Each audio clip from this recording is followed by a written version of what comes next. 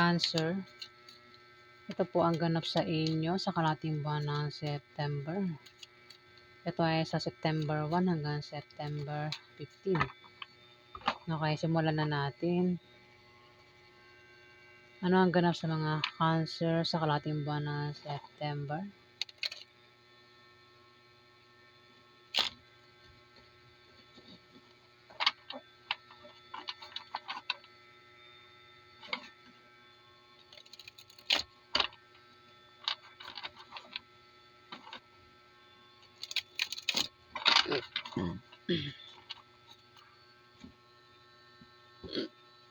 Ayan. Pasensya na po, dinidigay ako.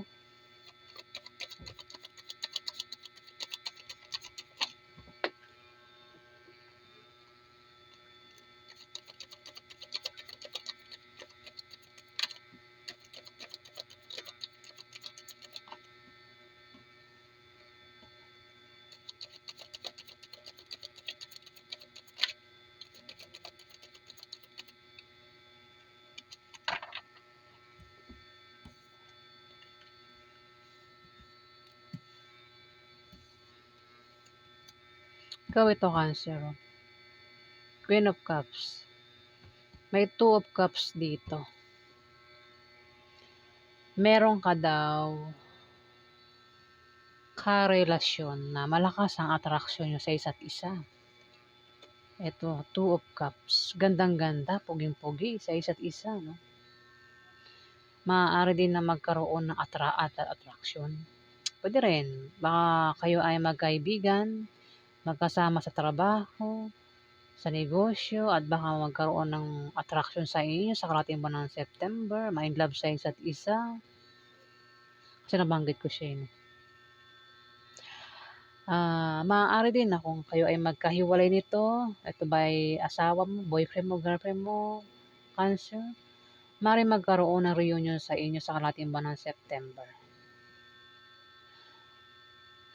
At maaaring magkaroon ng romansa, no? Ayan, attracted pa rin sa isa't isa kung ito ay ex mo, Cancer. Tingnan mo sa picture, parang nahihiya ka sa kanya, no? Baka mag-date kayo sa kalahating buwan ng September. Namumula-mula pa yung mukha mo dito. Nahiya ka sa kanya, no? Talagang parang may crush ka sa kanya, no? Cancer. Type mo yung taong ito.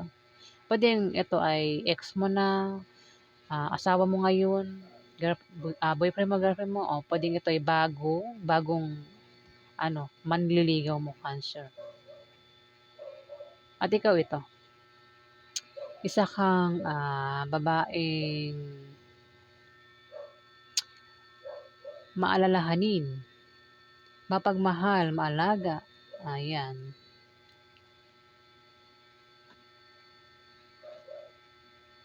Maasikaso rin, ano? Nine of Pentacles.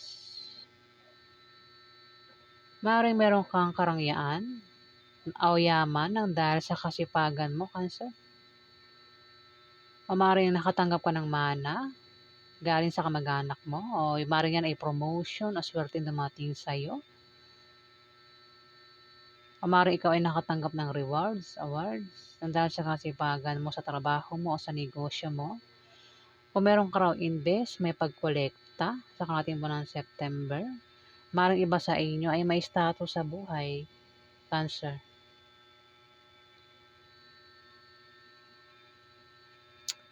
Parang no, parang sa kalahating buwan ng September, parang pasarap na lang kayo dito, eh. Pasarap na lang kayo dito, no? Parang walang problema si Cancer dito.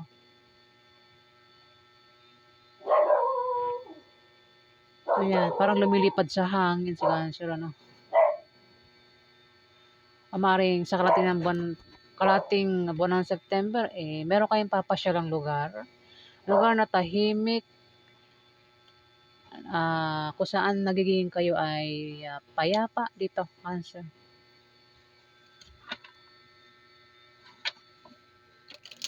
Binasa ko lang yan sa picture. Yan.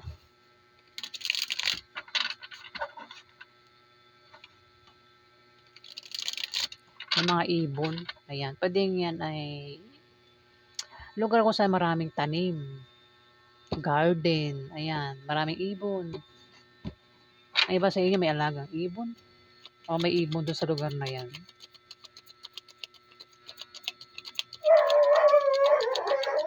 Kaya ingay ng mga aso.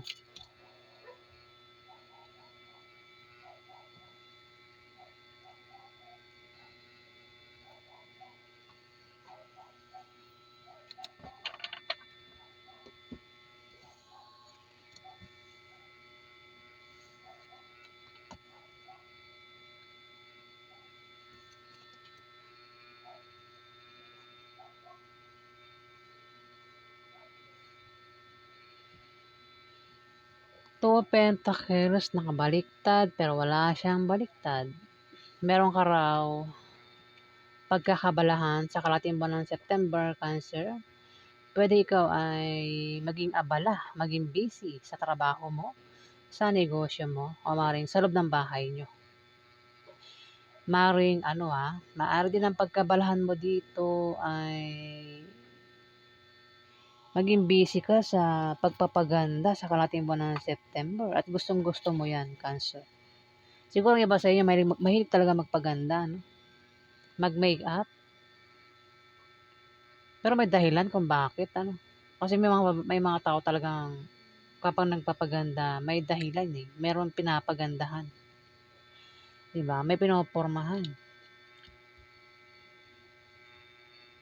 Pero yun nga, abang ikaw ay busy, abala, sa ginagawa mong yan, pagpapaganda, kung ano man yung pagkakabisihan mo sa kalahating buwan ng September dito, Cancer, may hindi kayo inaasahang paparating na tawag, chat, message, text.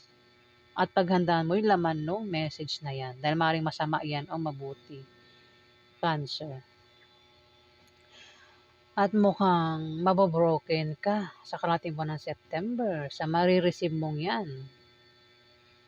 Sa matatanggap mong yan na tawag, message, o kung ano pa yan. Kasi may three of swords dito, no?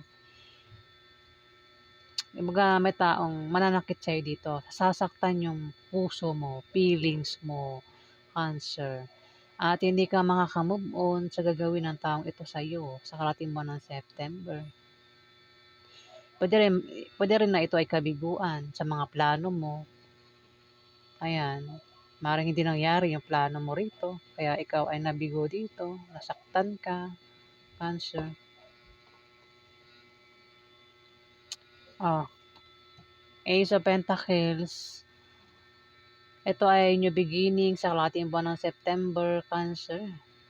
Ito ay mga bagong opportunities ang paparating sa inyo.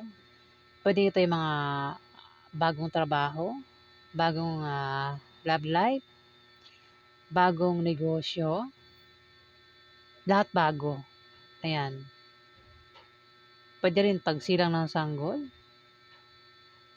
New beginning eh. Maaari din na kayo ay magkaroon ng kasaganahan sa material na bagay o kayo ay maaaring magkapera sa kalahating buwan ng September, Cancer. O maaaring iba sa inyo ay mapera, Wala kayong problema sa pera, ang iba sa inyo. Ayan.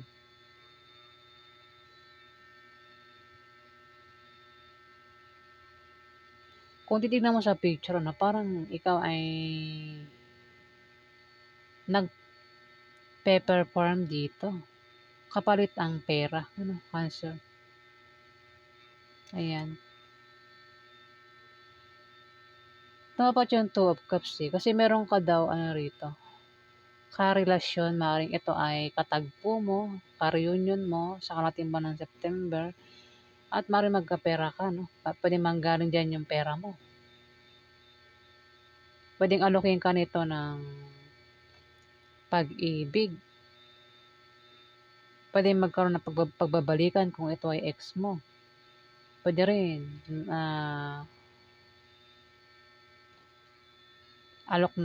baka alokin kang magtayo ng business, ng trabaho, alokin ka ng, ng sideline.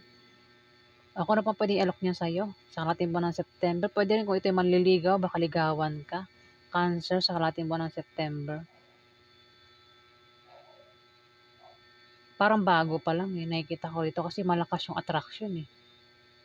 Pwede rin baka ex yan, may attraction pa rin sa inyo, no? Baka bumalik sa kalating buwan ng September. At maaaring makatanggap ka ng pera diyan. Pwedeng ito ay sustento, Cancer. Eight of Cups. Nakabaliktad, pero walang baliktad dito. Meron ka raw atrasan, tatakasan, o tatalikuran na isang tao, sitwasyon, bagay, lugar, depende sa kung anong dahilan.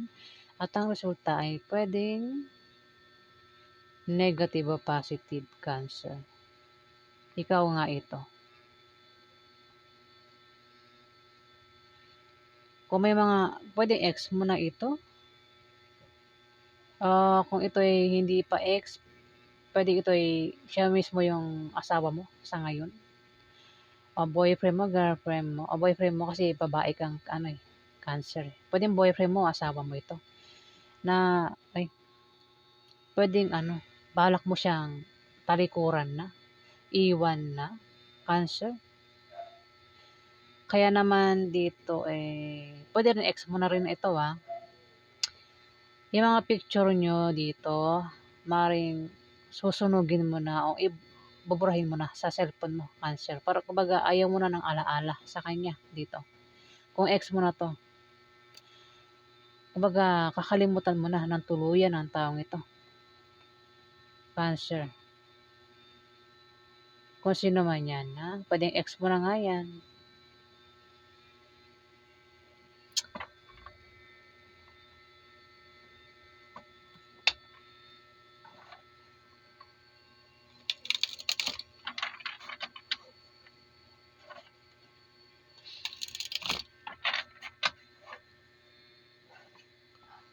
Maaari din kasi may new beginning. Kaya parang may new beginning ang paparating sa kalating buwan ng September, bagong simula. Kaya dito parang gusto mo nang burahin yung lahat ng alaala mo sa past mo. Gusto mo nang burahin. Gusto mo na ng pagbabago dito, Cancer. Kung ex nga yan, Cancer, wala na. Parang gusto mo na matuldukan yung sa inyo ng ex mo dito.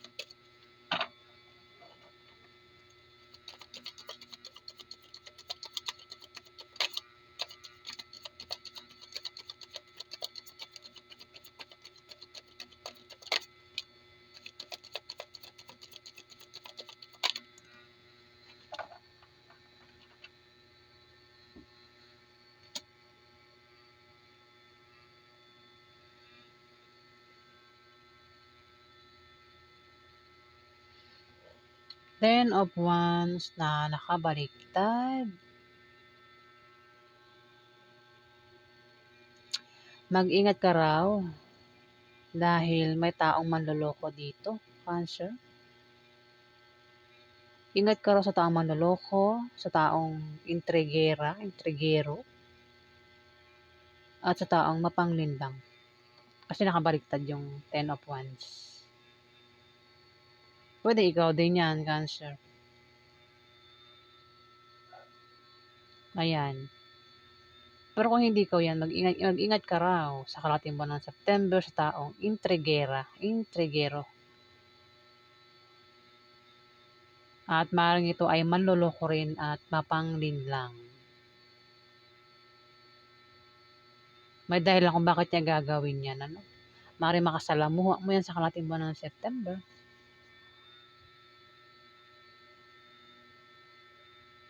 Tumapat yung 9 of Pentacles.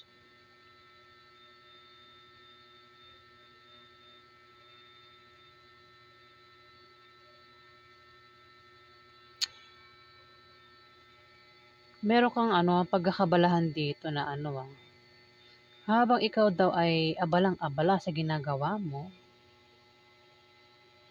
may taong lalapit sa'yo. Puwedeng ito mag-intriga sa'yo. O ikaw 'yan.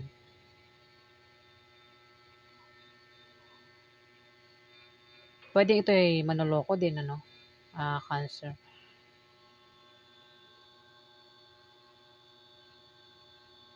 Dito may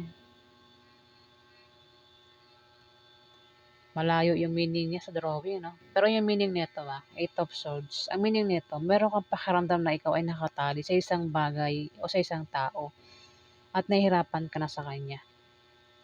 Hindi ka makakilos. Kumbaga wala kang kalayaan. Kumbaga kinokontrol ka nito, Cancer. Hirap na hirap ka na sa kanya. Ngayon, gumawa ka raw ng paraan para ikaw ay makaalis sa ganyang pakiramdam, Cancer. Hindi ka na rin makahinga sa kanya, no? Pero kung babasahin mo sa picture, 8 of Swords. May tao rito yung paparating.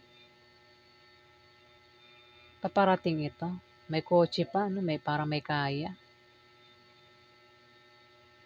Pwedeng ito ay ka-date mo sa kalating buwan ng September, Cancer. Parang sinusundo ka niya, dito. Ayan, parang sinusundo ka nga nito.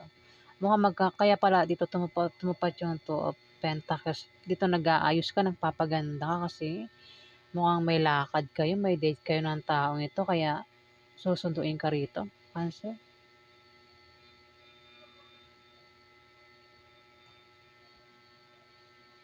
Ayan. Pwede may usapan kayo niyan o naman dahilan.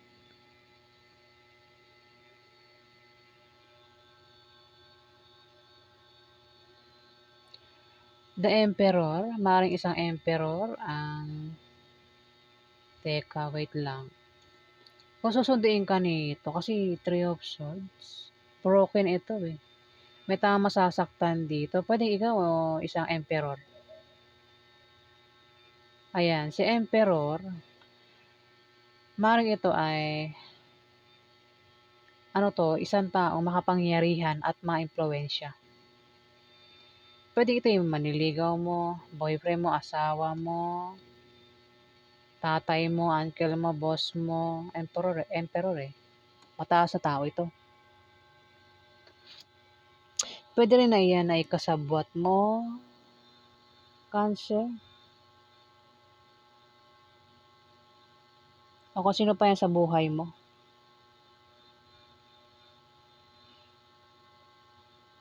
Maaari din na ikaw ay maging kampante lang sa kalating buwan ng September o magkakaroon ka ng katatagan. Ayan. Pero tumapat yung 3 of Swords. Pwede siya yung mabobroken dito, mabibigo siya. Itong Emperor na ito.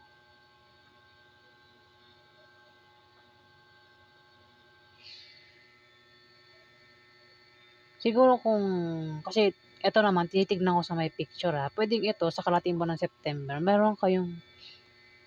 pwedeng ito yung manliligaw mo, Cancer.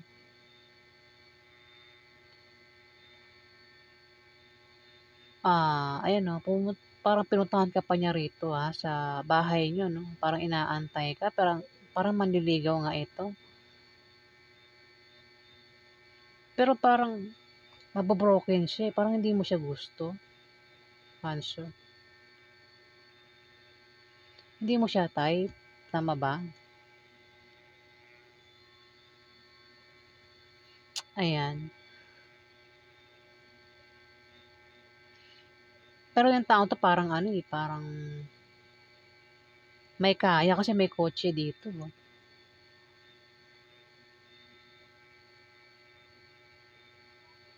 Kung ito ay plano ng isang emperor, mukhang mabibigo siya. May plano ito sa'yo o ikaw ay may plano sa kanya? Ayan, basta may taong may plano rito, Cancer. At mukhang mabibigo siya. Kasi kabiguan nito, eh, mukhang masasaktan nga siya, no? Mukhang sasaktan mo siya kung maliligaw ito, pwedeng busted ito. At talagang masasaktan siya ng sobra. Pwede rin naman baka ex mo ito, Cancer, nagbabalik. Mukhang hindi mo natatanggapin. Kaya ito ay masasaktan, mabibigo sa plano niyang pagbabalik dito. Pwedeng ikaw ay itong emperor na ito, Cancer. Kasi dito parang new beginning na ang gusto mo rito eh. Ayaw mo na eh sa ano. Pwede naman baka maniligaw yan, pero mukhang mabibigo ito sa'yo, Cancer. Ayan, so yan ang ganap sa inyo. Mga Cancer sa karating buwan ng September. Bahala na kayo makaresonate. Kung hindi kayo ang tinutukoy, maaaring ibang Cancer ang tinutukoy sa reading na ito. Ayan, kung nagustuhan niyo ang aking reading, huwag kalimutan mag-like at mag-subscribe. At sa mga subscriber po, maraming salamat po guys. Salamat po.